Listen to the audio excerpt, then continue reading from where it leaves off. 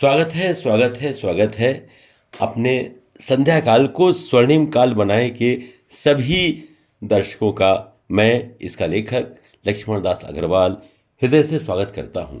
लीजिए 29वीं कड़ी में सुनिए बदलता समय बदलता परिवेश।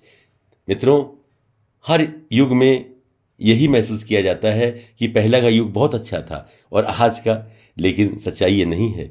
सच्चाई क्या है ये मैंने इस कड़ी में बताया है, सुनिए और याद रखिए।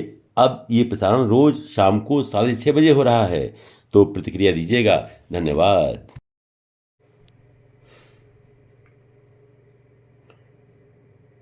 सुकरात ने 6000 वर्ष पहले लिखा था कि आज की पीढ़ी बहुत बदतमीज हो गई है, बड़ों का आदर नहीं करती और ना उनके कहने के अनुसार काम करती है।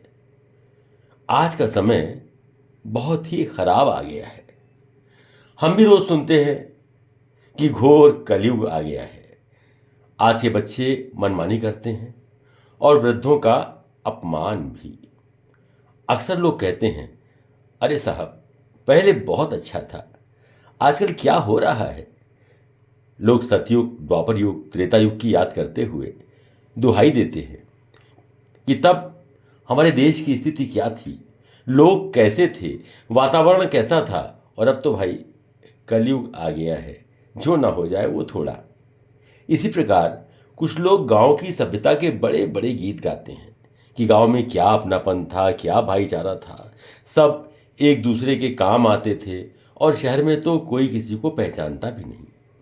यदि अब विचार किया जाए और थोड़ा सा अपनी दृष्टि को तटस्थ बनाकर चिंतन किया जाए तो कुछ और ही सत्य सामने आएगा।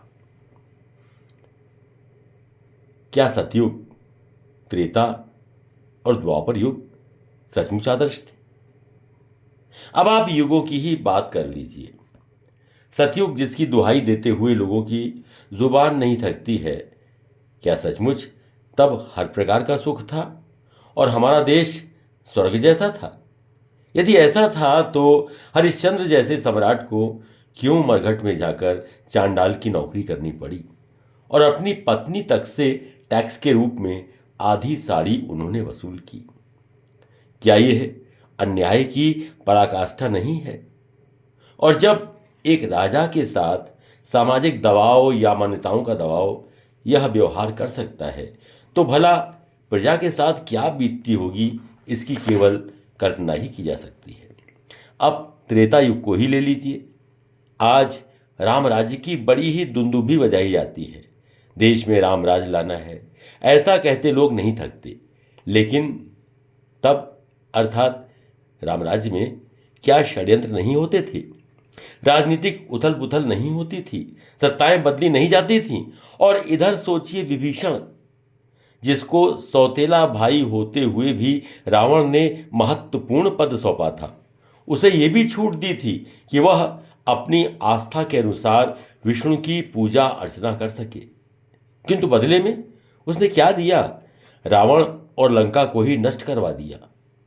अब इस तथ्य को अगर आस्था का चश्मा उतार कर देखेंगे तो आप भी यही कहेंगे कि विभीषण जैसा कुल घातक शायद ही कोई होगा। और उसका परिणाम भी सामने है। किसी भी माता ने उसके बाद अपने पुत्र का नाम विभीषण नहीं रखा। अब द्वापर युग की बात भी कर लेते हैं। जरासंध 16,000 कुंवारी कन्याओं की बलि देने को तैयार था, वो भी देवी अर्चना के लिए। अब इससे बड़ा अत्याचार किसी युग में क्या हो सकता है? सत्य तो यह है कि हर युग में समस्याएं रही हैं। हर युग के अपने काले और सफेद पक्ष हैं। केवल नजर की बात है। हम जिस नजर से किसी भी परिस्थिति को देखते हैं वही हमें नजर आता है। अब ग्रामीण संस्कृति की बात कर लेते हैं। अगर सचमुच गांव में इतना भाईचारा, एक दूसरे के प्रति भ्रातृभाव जैसी स्थितियां थीं, तो फिर प्रेमचंद्र के उपन्यासों में जो गांव का चित्र है वो क्या झूठा है? जमींदार का अत्याचार, किसी भी बहू बेटी को उठा लेना, गांव के लोगों पर अनाप शनाप कर लगाना, गांव के लोगों की सीमाहीन गरीबी और जात पात का मकड़जाल, यही सब वे दृश्य हैं जिनको हमारे कहानीकारों ने बड़े ढंग से अपनी कहानी और उपन्यासों में उतार दिया है। महाभारत को यदि आप ध्यान से पढ़ें तो यह स्पष्ट हो जाएगा कि वहाँ अच्छे लोग भी हैं, बहुत अच्छे लोग हैं, देवताओं जैसे लोग हैं, लेकिन बुरे, बहुत बुरे और राक्षसी प्रवृत्ति के लोग भी हैं। और बहुत सारे ऐसे लोग हैं जो इन दोनों प्रवृत्तियों के लोगों के अहंकार के कारण उत्पन्न स्थितियों को सहने के लिए बाध्य हैं। महाभारत सही मानों में किसी देश की या युग की वास्तविक स्थिति को स्पष्ट करने वाला ग्रंथ है। अब आज के युग की बात करते हैं। मुझे तो आज के युग की स्थिति बेहद साफ सुथरी और अन्य युगों की अपेक्षा बेहतर नजर आती है। आज नारियों को जो स्थान मिलना चाहिए वो दिया जा रहा है। समरसता का व्यवहार, आगे बढ़ने के लिए अवसर, किसी भी सेवा में, चाहे वो राजकीय हो या निजी, महिलाएं न केवल अच्छे पदों पर हैं बल्कि पुरुषों के साथ कदम से कदम मिलाकर चल रही हैं। उन्हें पूरी आज़ादी है और उन्हें अपने व्यक्तित्व के विकास के पूरे अवसर हैं। यह इस नए युग का चित्र है।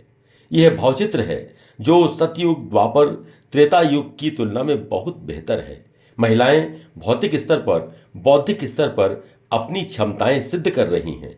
वे सेल्फ डिपेंडेंट हैं, अर्थात अपनी आवश्यकताओं के लिए वे किसी पर आश्रित नहीं हैं। ये है हमारे इस कलयुग की असली छवि। आज परिवारों में भी काफ़ी हद तक ऐसी आपसी समझ विकसित हुई है जो पहले तो नज़र नहीं आती थी। याद कीजिए कि हमारी पहली पीढ़ी में तो लड़के पिता के सामने भी नहीं पढ़ते थे और वो चाहे अपने व्यक्तिगत जीवन में कुछ करते हों, लेकिन पिता के सामने बिल्कुल श्रवण कुमार जैसे बन जाते थे। और पिता भी बड़े शान से ये कहते नहीं सकते थे कि भाई मैं जानता हूँ कि वह सिगरेट पीता है, कभी कभी दोस्तों के साथ एक दो पैग भी ले लेता है, लेकिन मजाल है कि कभी मेरे सामने उसने सिगरेट पी हो या मेरी आवाज़ पर खड़ा ना हुआ हो। पिता इसी गलतफहमी में खुश रहता था और उधर परिवार में विघटन के सूत्र पनपते रहते थे। आज भौतिक दूरियां तो हो गई हैं, क्योंकि आज के बच्चे उसी शहर में अपना कैरियर शुरू करें जहां वे पैदा हुए हैं, ये बहुत संभव नहीं रह गया है। लेकिन इसके बावजूद उनके और उनके पिता के बीच में दूसरे शहरों में रहकर नौकरी करने के बावजूद एक अंडरस्टैंडिंग, एक समझ रहती है। पिता और पुत्री के आपसी संबंधों में एक समरसता विकसित हुई है। एक दूसरे को मित्र समझने का भाव भी विकसित हुआ है और इस कारण बहुत सारी समस्याएं जो पहले परिवारों में नजर आती थीं, वे काफ़ी सीमा तक कम हो गई हैं। तो सत्य तो यह है कि हर युग का अपना अलग चित्र है। उस चित्र में बहुत सारे रंग हैं, कोई फीका है, कोई चटक, कोई सामान्य। समस्याएं हर युग में थीं और रहेंगी।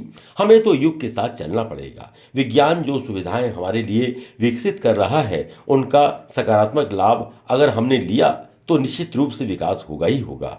न सब कुछ पुराना अच्छा था, न सब कुछ आधुनिक खराब है। इसी यथार्थ को सामने रख कर चला जाए तो जीवन ठीक से चलता रहेगा। आज के युग में जिसे हम कल युग कहते हैं, उस युग में अगर आप ध्यान देंगे तो आपको भी लगेगा कि आदमी को उसकी तकलीफ़ों के समय अधिक सुविधाएं मिलने के बहुत सारे तरीके समाज में विकसित हुए हैं और उनका लाभ आदमी को मिल रहा है। विशेष बात यह है कि समाज के समर्थ लोग इनको आर्थिक सहयोग दे रहे हैं, इनको स्थापित करने में अपनी ऊर्जा और संपन्नता का इस्तेमाल कर रहे हैं। ये क्या कोई अच्छा लक्षण नहीं है?